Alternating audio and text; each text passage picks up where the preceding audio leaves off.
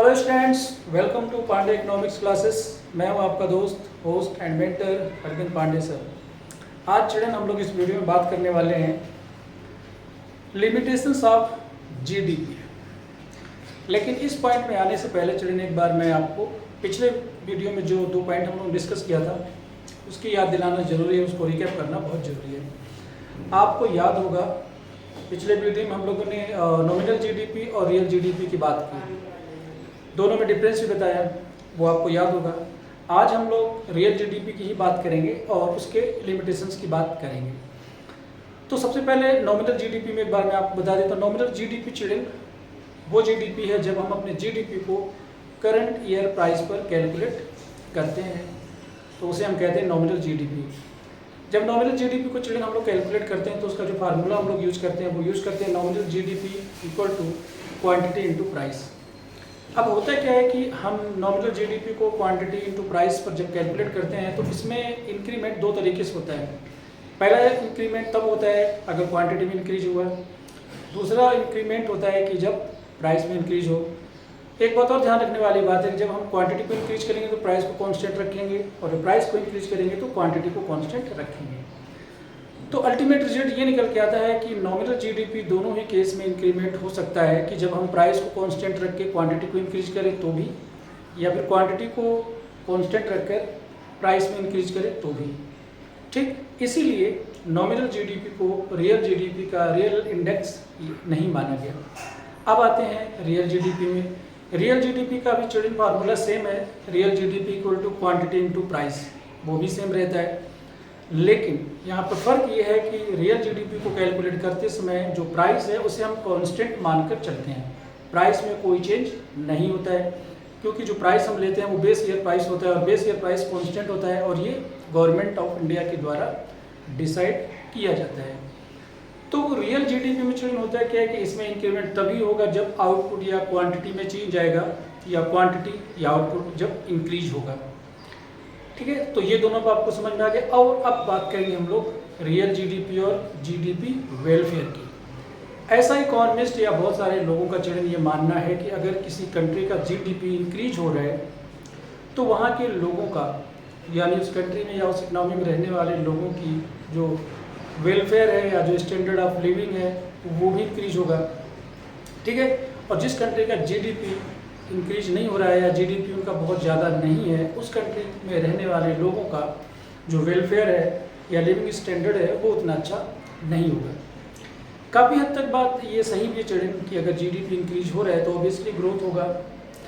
ठीक, लेकिन जीडीपी में चिल्ड्रन कुछ लिमिटेशंस भी हैं। अगर वो लिमिटेशन हटा दिए जाए तो फिर हम जीडीपी को वेलफेयर का रियल इंडेक्स मान सकते हैं। लेकिन जीडीपी में चिल्ड्रन कुछ लिमिटेशंस है, उसकी कुछ शॉर्ट कमिंग्स है, उसमें कुछ कमियां हैं जिसकी वजह से रियल जीडीपी को एक रियल इंडेक्स नहीं माना गया है। ठीक है, क्यों नहीं माना गया है, इसी के बारे में चिल्ड्रन हम लोग आज इस वीडियो में चर्चा करने वाले हैं। देखिए हेडिंग है इस वीडियो का, limitations of GDP as an index of welfare. अगर हम रियल जीडीपी को वेलफेयर का अगर इंडेक्स मानते हैं तो उसमें कुछ लिमिटेशंस हैं जिस वजह से ये रियल इंडेक्स जीडीपी वेलफेयर का नहीं है। क्या क्या इसमें इंडेक्स, क्या क्या लिमिटेशंस स्टूडेंट्स? सबसे पहले देखिए, पहली जो लाइन लिखी है वो क्या लिखी है, the positive relationship between GDP and social welfare suffers from certain limitations. इस लाइन से चिल्ड्रन काफ़ी हद तक ये क्लियर हो जाता है कि अगर हमारा जीडीपी इंक्रीज हो रहा है तो सोशल वेलफेयर भी इंक्रीज होगा, है ना। पॉजिटिव रिलेशनशिप की बात इसमें हो रही है, जीडीपी इंक्रीज होगा तो सोशल वेलफेयर भी इंक्रीज होगा, जीडीपी डिक्रीज होगा तो सोशल वेलफेयर भी डिक्रीज होगा। तो इसी लाइन का यही मतलब कि positive relationship between GDP and social welfare suffer from certain limitations, यानी कुछ लिमिटेशंस हैं इसके कि दोनों में पॉजिटिव रिलेशन होने के बावजूद भी ये रियल वेलफेयर के बारे में नहीं बता पाता। पहला क्या है, डिस्ट्रीब्यूशन ऑफ इनकम। पहले हम आपको एक बार रीड करके बता देता हूँ इसमें लिखा क्या है। इट एक्चुअली इट रॉन्ग लिखा हुआ होना चाहिए, इफ, इसको मैं ठीक कर देता हूँ। If distribution of income is unequal then increase in GDP growth is of no use, as fails to increase social welfare. ये कह रहे हैं कि ऐसी कंट्री जहाँ पर इनकम डिस्ट्रीब्यूशन अनइक्वल है, ठीक है, अमीर अमीर होता जा रहा है, गरीब गरीब होता जा रहा है, अमीर लोगों की जो डिमांड है या जो नीड है वो अलग है, गरीब लोगों की जो नीड है और वो जो डिमांड है वो अलग अलग है। तो अगर हमारे जीडीपी में इंक्रीमेंट उन चीज़ों की वजह से हो रहा है जिनकी डिमांड अमीर लोग करते हैं, रिच पीपल करते हैं, ठीक है, तो जो गरीब लोग हैं चलिए वो सफ़र करने लगे हैं, उनको उन चीज़ों की जरूरत वो चीज़ें नहीं मिल पाएगी जिन चीज़ों की उनको नीड है या आवश्यकता है। तो अगर एक इकॉनमी में चले इनकम डिस्ट्रीब्यूशन अनइक्वल है, यानी जो रहने वाले लोगों में वहाँ के रहने वाले पीपल का जो इनकम गैप है वो बहुत ज़्यादा है, तो इस केस में होता क्या है कि चले जो वेलफेयर है, अमीरों का तो वेलफेयर चले बहुत अच्छे से होता है, बट गरीबों का वेलफेयर ठीक से नहीं हो पाता है।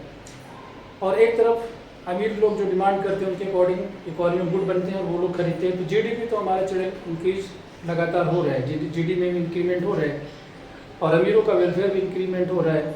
बट दूसरी तरफ जो पुअर पीपल हैं, जो गरीब लोग हैं, वो सफ़र करते हैं, वो डिप्राइव होते हैं, और इसलिए हम कहते हैं कि जीडीपी इंक्रीमेंट होने की वजह से भी हमारे लोगों का जो वेलफेयर है इक्वल वेलफेयर में चेंजेस नहीं होते, वेलफेयर जो है वो अच्छा नहीं हो पाता, खासकर गरीब लोगों के लिए।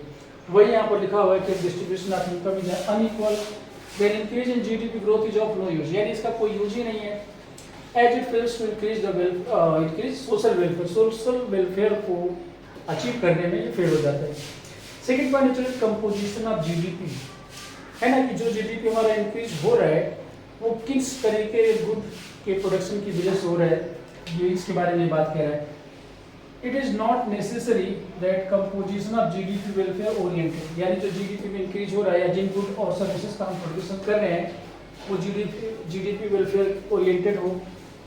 Increase in the production of defence goods does not lead to any increase in welfare of the people, ठीक है। अगर हमारे जीडीपी में चले, मान के चलो कि हमारा जीडीपी इंक्रीज हो रहा है, अगर जीडीपी इंक्रीज हो रहा है तो उसका असर वेलफेयर पर भी होना चाहिए, लेकिन यहाँ पर चलिए ये कहा जा रहा है कि अगर हमारी कंट्री का जो जीडीपी है वो इसलिए इंक्रीज हो रहा है क्योंकि हम डिफेंस गुड का प्रोडक्शन बहुत ज़्यादा कर रहे हैं, है ना, डिफेंस गुड का जो प्रोडक्शन है हम बहुत ज़्यादा कर रहे हैं, तो जब प्रोडक्शन ज़्यादा होगा चलिए तो ऑब्वियसली जीडीपी इंक्रीज होगा, जीडीपी हमारा बढ़ेगा। लेकिन अगर डिफेंस गुड का प्रोडक्शन बहुत ज़्यादा होगा तो आप अच्छे से जानते हैं कि इसका नॉर्मल जो पीपल हैं उनकी लाइफ में या उसके वेलफेयर में उसका कोई फ़र्क नहीं पड़ेगा। हाँ, ये जरूर होगा कि इस कंट्री का जो डिफेंस है वो बहुत स्ट्रॉन्ग होगा, लेकिन फिर भी वहाँ के लोगों के वेलफेयर पर इसका कोई फ़र्क नहीं पड़ेगा। दूसरा चैलेंज पॉइंट है non monetary exchanges. Non monetary exchanges का मतलब चैलेंज ये है कि ऐसे बहुत सारे एक्सचेंज हम करते हैं जिसका जो ट्रांजेक्शन है, जो लेन देन है, जो पेमेंट और जो रिसीव है वो अनरिकॉर्डेड रहते हैं, उनका कोई रिकॉर्ड हमारे पास अवेलेबल नहीं है।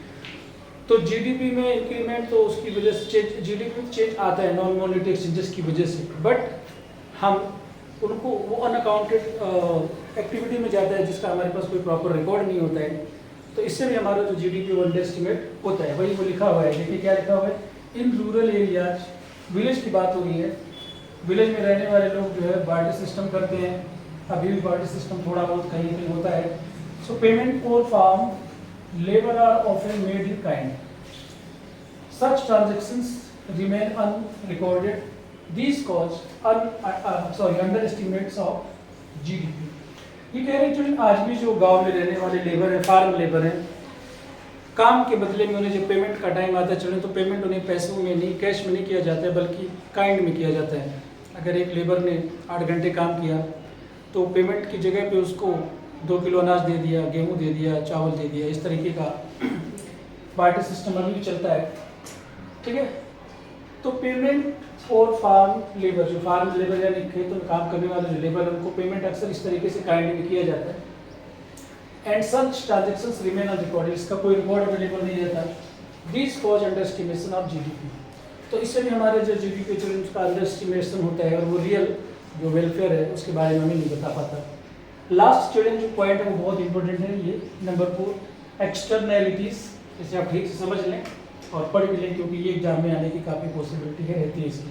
सबसे पहले चलिए एक्सटर्नैलिटीज की बात करते हैं। जैसे कि इसके नाम से ही दिख रहा है कि एक्सटर्नैलिटीज है, यानी कुछ बाहरी या एक्टिविटी होती है किसी और के द्वारा की जाती है और उसका हमारी लाइफ में पॉजिटिव और निगेटिव इम्पैक्ट होता है, वही है क्या लिखा है, इट रिफर्स टू बेनिफिट और हार्म।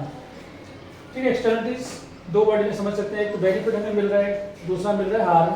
किस वजह से मिल रहा है, which are caused by one entity to another without being paid और पेनलाइज्ड। यानी किसी एक पर्सन, किसी दूसरे पर्सन ने कोई एक्टिविटी की और उसकी एक्टिविटी की वजह से आपकी लाइफ में दो तरीके का इफेक्ट हो सकते हैं, एक तो पॉजिटिव इम्पैक्ट हो सकता है और दूसरा होता है निगेटिव इम्पैक्ट। अगर आपकी लाइफ में पॉजिटिव इम्पैक्ट हो रहा है तो इसके लिए आपको कुछ पे नहीं करना है, और अगर आपकी लाइफ में कोई निगेटिव इम्पैक्ट हो रहा है तो वो पर्सन जिसकी वजह से आपकी लाइफ में निगेटिव इम्पैक्ट हो रहा है उसको कोई पेनल्टी या फाइन या उसको पेनलाइज नहीं किया जाएगा।